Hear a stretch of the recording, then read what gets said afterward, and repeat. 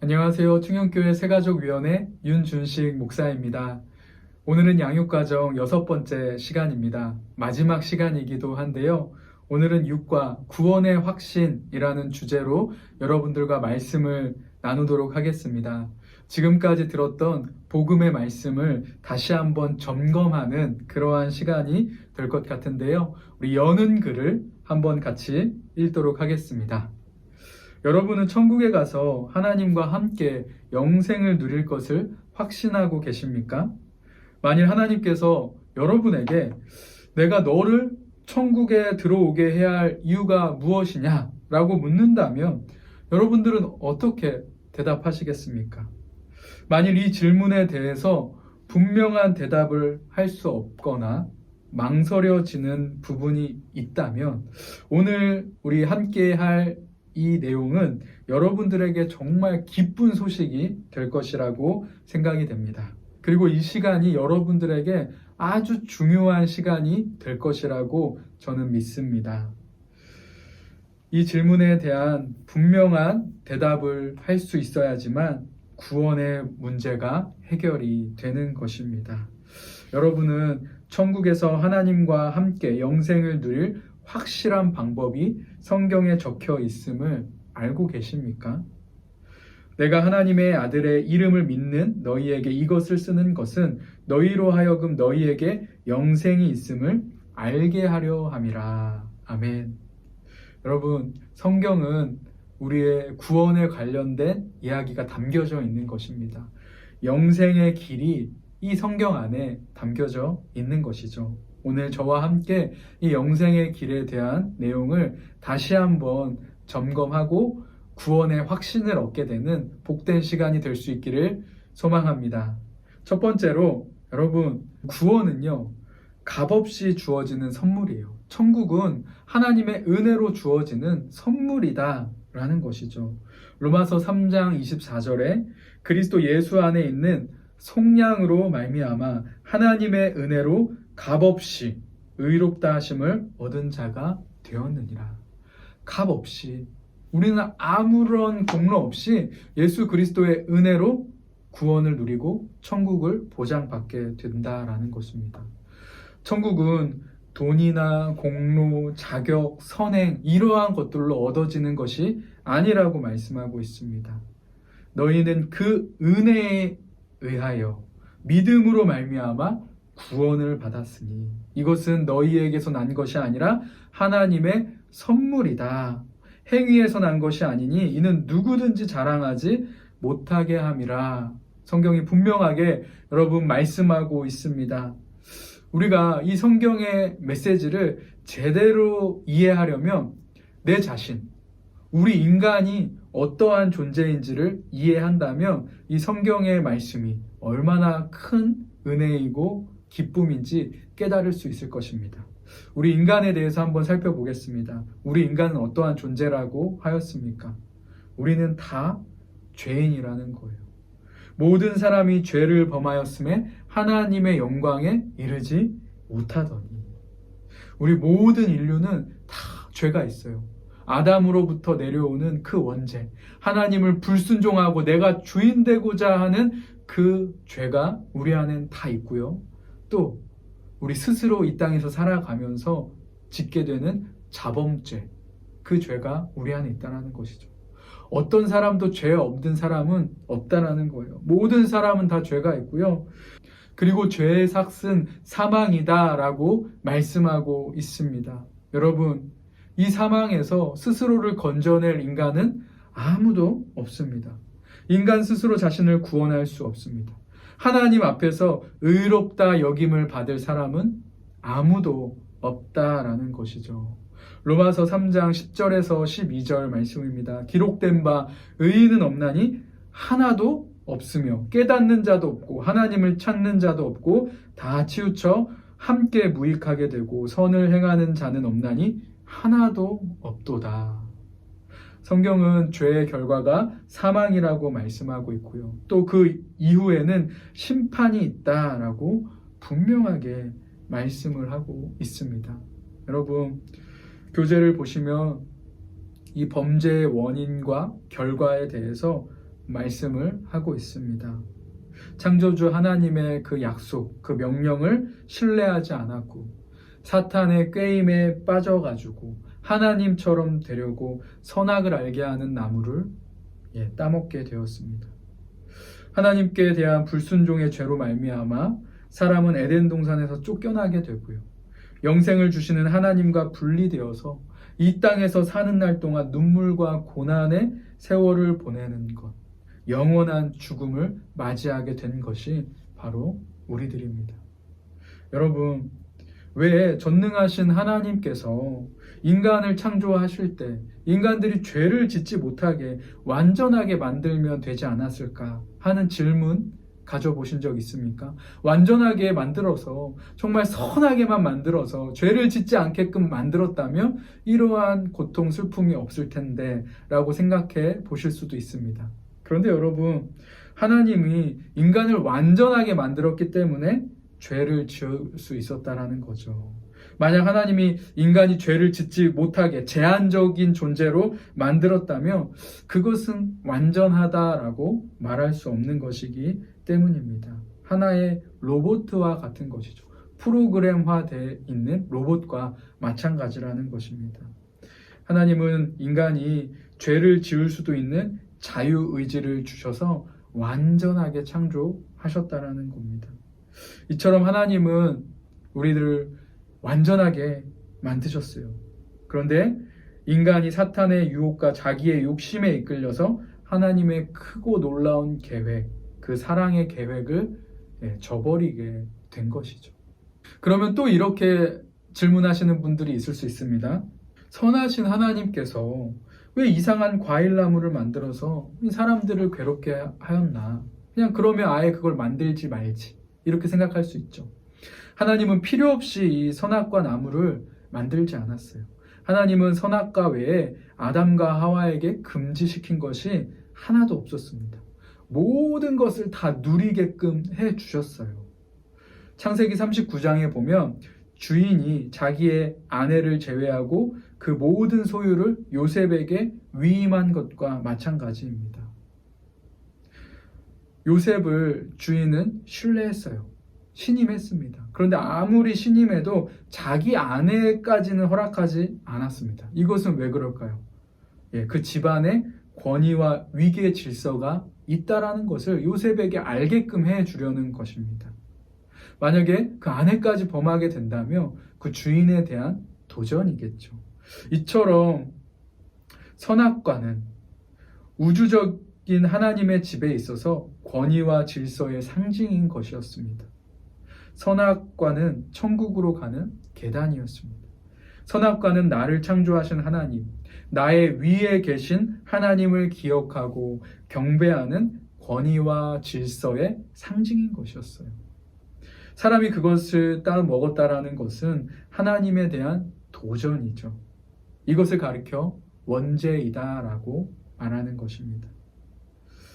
이것은 성경이 하나님에 대해 말씀하고 있는 것을 이해할 때 더 분명하게 알 수 있습니다. 여러분, 하나님이 어떠한 분이십니까? 하나님은 자비로우셔서 우리를 벌하는 것을 원치 않으십니다. 하나님은 사랑이에요. 내가 영원한 사랑으로 너를 사랑하기에 인자함으로 너를 이끌었다. 여러분, 하나님은 사랑의 하나님이십니다. 우리가 비록 죄를 지었지만 단번에 바로 심판할 수 없을 만큼 우리를 사랑하신다라는 거예요. 그런데 또 하나님은 어떠한 분이십니까? 하나님은 공의로우신 분이세요. 그래서 우리를 심판하셔야만 한다라는 거예요. 여러분, 공의롭다라는 건 뭘까요? 죄를 지었는데 나랑 친하니까, 내가 죄를 사랑하니까 한번 봐준다. 이 공의로운 사람입니까? 아니겠죠. 공의로운 사람은 반드시 죄를 묻는다라는 것이죠. 나랑 친하든 아니면 나에게 어떠한 정말 선행을 했던지 간에 죄의 대가를 치르게끔 해야 한다는 것입니다. 벌을 면제하지는 아니하고 아버지의 악행을 자손 3, 4대까지 보응하리라. 우리 하나님은 공의의 하나님이세요. 하나님은 사랑이시기 때문에 인간을 그 행위대로 심판하여 한 사람도 구원받지 못하는 비참한 그 결과를 용납하지 않으십니다. 그러나 또 하나님은 공의로운 분이시기 때문에 인간의 죄에 대한 대가를 치르지 않으시고 또 간과하지 않는다라는 것이죠. 하나님은 우리를 사랑하시지만 우리의 죄는 미워하셔서 반드시 벌하셔야만 했습니다. 이 문제를 어떻게 해결하셨습니까? 이 문제의 해결은 예수 그리스도 안에 있습니다. 그리스도는요, 무한하신 참 하나님인 동시에 참 인간입니다.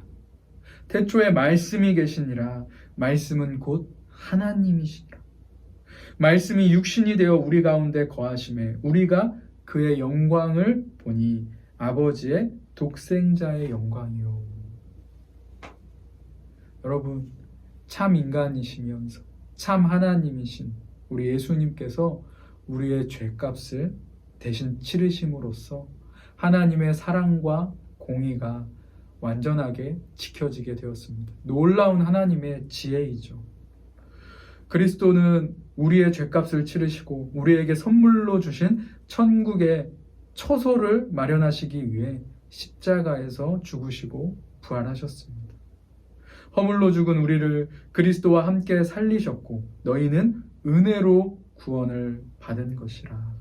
여러분, 예수 그리스도의 은혜로 말미암아 우리가 구원을 받게 되었습니다. 이 선물은 여러분 어떻게 받을 수 있습니까? 다른 것 없습니다. 이 사실을 믿으시면 되는 거예요. 이걸 믿으면 여러분 구원을 받게 되는 것입니다. 이 예수 그리스도가 나의 죄를 담당하셨다라는 이 사실을 믿으시기를 바랍니다. 근데 여러분, 이 믿음이 무엇인가 한번 잘 점검해 보셔야 되는데요. 믿음은요, 단순한 지식적 동의나 세상의 삶에 대한 하나님의 도움을 얻기 위해 표현되는 현세적 신뢰, 그것이 참 믿음은 아니라는 거예요. 그냥 내가 안다, 내가 이해했다, 아니면 그냥 하나님 도와주세요 라는 그런 하나의 방편 정도로 이것을 생각해서는 안 된다는 거예요. 지식적인 믿음은 구원에 이르게 하지 못한다는 거예요. 귀신도 예수님에 대해서는 지식적으로 알고 있다는 걸 우리는 성경을 통해서 알 수 있어요. 누가복음 4장 34절에 이 나사렛 예수여, 우리가 당신과 무슨 상관이 있나이까? 우리를 멸하러 왔나이까? 나는 당신이 누구인 줄 아노니 하나님의 거룩한 자니이다. 정확하죠. 귀신도 우리 주님을 알고 있다라는 거예요. 아는 것만으로는 참된 믿음이 아니라는 것이고요. 구원을 얻을 수 없다라는 거예요. 그리고 또 현세적이고 일시적인 믿음도 구원을 이룰 수가 없습니다. 예수 그리스도를 인격적으로 만나야지 되는 거예요. 그냥 일시적으로 전능자가 존재한다라는 사실을 그냥 내가 알고 믿는다, 이 정도로만 생각해서는 안 된다라는 것이죠. 내가 증언하노니 그들이 하나님께 열심히 있으나 올바른 지식을 따르는 것이 아니니라. 하나님의 의를 모르고 자기 의를 세우려고 힘써 하나님의 의에 복종하지 아니하였느니라. 여러분, 우리가 그냥 단순히 지식적으로 일시적으로 믿는 믿음은 우리에게 영생을 주지 못하는 믿음이라고 말하고 있습니다.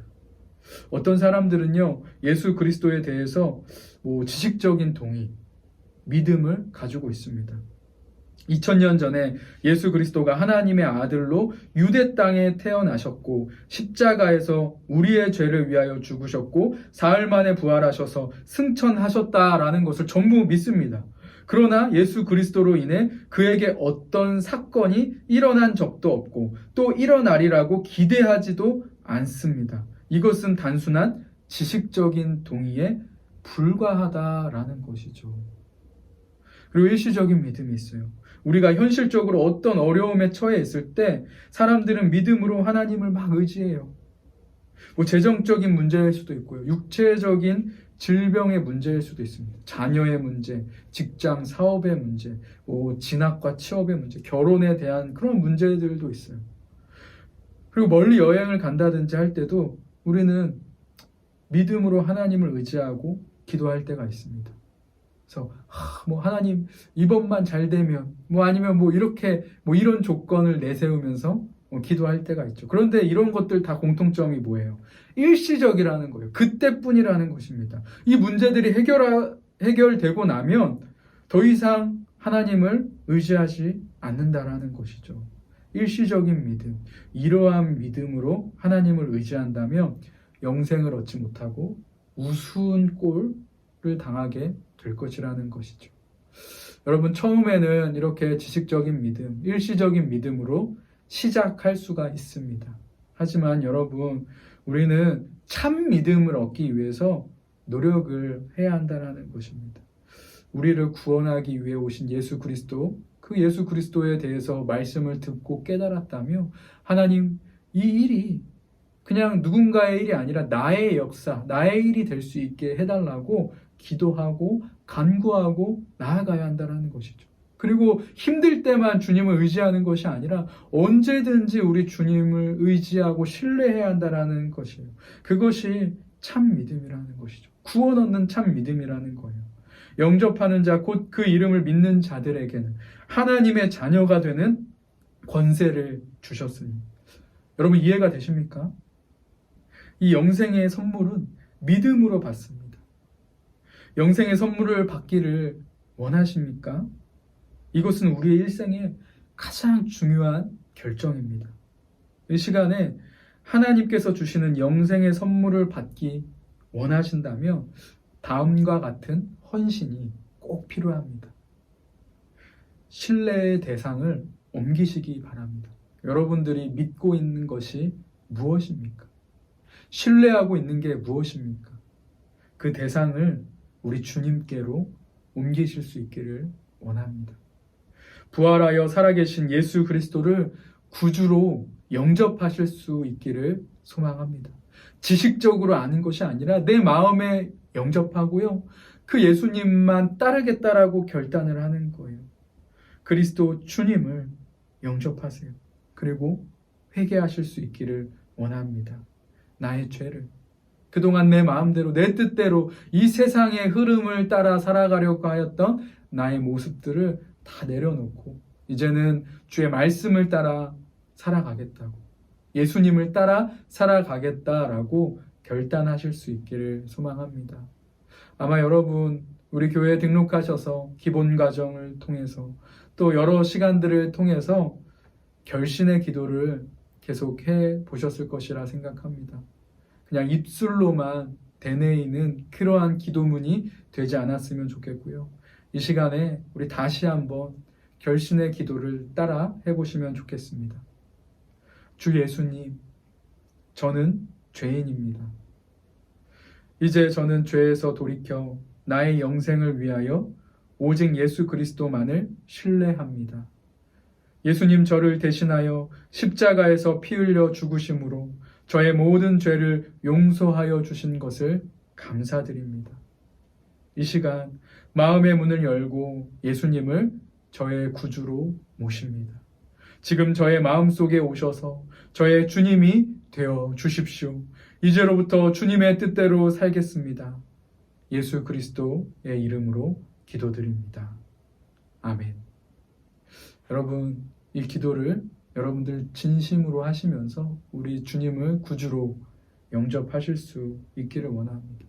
주님으로 영접하시기를 소망합니다.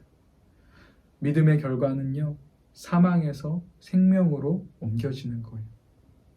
여러분, 우리는 죽을 수밖에 없는 죄인이었어요. 영원한 지옥불에 던져질 수밖에 없는 죄인이었습니다. 나의 힘으로는 그것을 극복할 수가 없어요.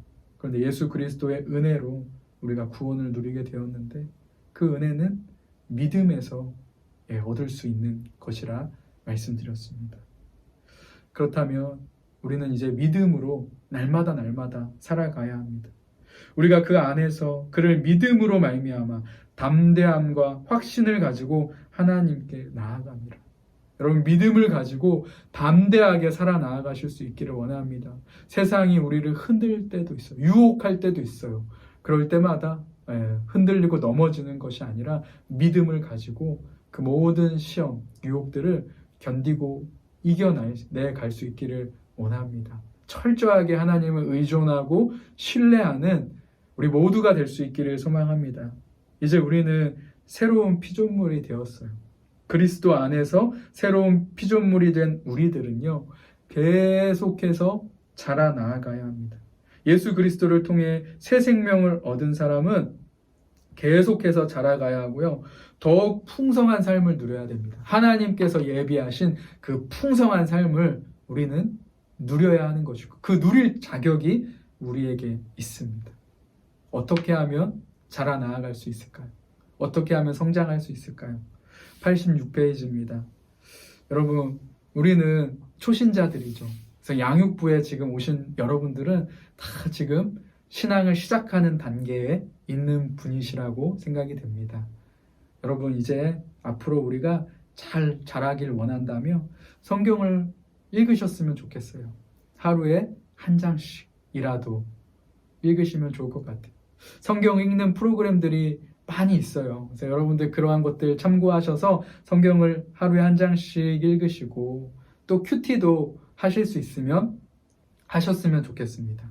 그리고 하나님께 기도하는 삶을 사셨으면 좋겠습니다. 날마다 5분, 10분이라도 좋으니 하나님과 교제하는 시간을 꼭 가지셨으면 좋겠어요. 또 하나님과 만나다 보면 그 시간이 점점 늘어나게 될 것입니다. 얼마나 기도할 것이 많이 있습니까? 나를 위해서, 나의 앞날을 위해서, 우리 가정을 위해서, 자녀들을 위해서 정말 하나님께서 도와주세요 라고 이렇게 고백하면서 기도하는 여러분들 될 수 있었으면 좋겠고요. 또 예배를 정말 사모하셨으면 좋겠어요. 정말 정성껏 준비된 그 예배를 하나님께 올려드리시기를 소망하고요. 여러분, 신앙이 성장하려면 교제가 있어야 한다라고 말씀을 드렸습니다. 서로 아름다운 믿음의 교제들을 많이 이루시기를 바라고요. 또 주위에 내가 예수님 믿으니까 이렇게 좋더라, 이렇게 전도하고 간증할 수 있는 여러분들이 될 수 있었으면 좋겠습니다. 우리 특별히 양육부 귀한 우리 선생님들과 함께 이 믿음의 여정을 함께 잘 걸어 나아가셨으면 좋겠고요. 앞으로도 우리 충현교회를 통하여서 잘 성장하실 수 있기를 간절히 소원하고 소망합니다. 우리 하나님께서 여러분들을 도우실 거예요. 성령 하나님께서 여러분 안에 계십니다. 우리 성령님께서 여러분을 도우신다라는 이 사실을 믿고 의지하며 아름다운 그리스도인의 모습으로 자라날 수 있기를 예수님의 이름으로 축복을 드립니다. 이제 여러분, 앞으로 계속해서 날마다 말씀 묵상하는 그것이 앞으로의 계속되는 과제입니다. 또 복음을 제시받고 깨달았던 내용들, 오늘 말씀을 배우면서 깨달았던 내용들, 이러한 것들을 한번 적어보시면 좋을 것 같아요. 일기 형식으로 적어보시든지 또 이렇게 간증문을 만들어 보셔서 두고두고 보시면서 오늘 이러한 은혜를 받았지, 또 아니면 내가 받은 은혜를 누군가한테 좀 나누어 줄 수도 있었으면 좋겠습니다. 그럼 마지막 성구 암송입니다. 영접하는 자 곧 그 이름을 믿는 자들에게는 하나님의 자녀가 되는 권세를 주셨으니. 여러분 모두가 하나님의 자녀가 되었습니다. 하나님의 자녀로서 부끄럽지 않은 그러한 삶을 살아갈 수 있기를 간절히 소원하고 소망합니다. 지금까지 함께 해주셔서 너무나도 감사를 드립니다. 수고하셨습니다.